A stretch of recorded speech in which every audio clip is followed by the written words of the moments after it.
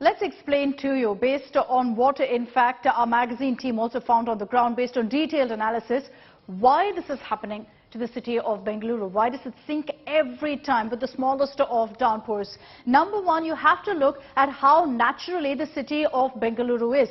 The ridge factor is what we've called it. The city lies on a ridge. So the rainfall, essentially all the water flows into the valley below. Naturally, if you look at Bengaluru, it was known as the city of lakes.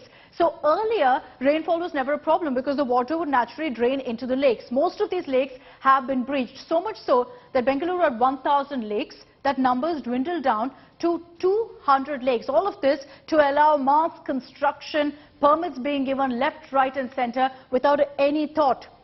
Blocked stormwater drains.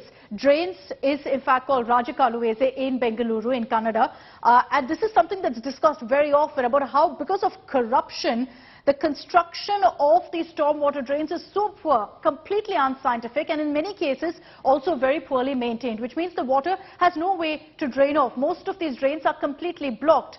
Then there's the point of sanctions being given, which I mentioned, ad hoc sanctions being granted, buildings being constructed on agricultural land, completely unscientific, with zero thought being put into the same. There's also one factor. We must be fair and consider the fact that there's been extreme rainfall that's also hit Bengaluru in the last many months. The state has suffered a loss of 225 crores this year alone. And that was because of flooding, that was because of waterlogging, because you've seen it also happen on the Old Ring Road, which is where most of your tech hubs are. And this flooding caused huge losses in these areas.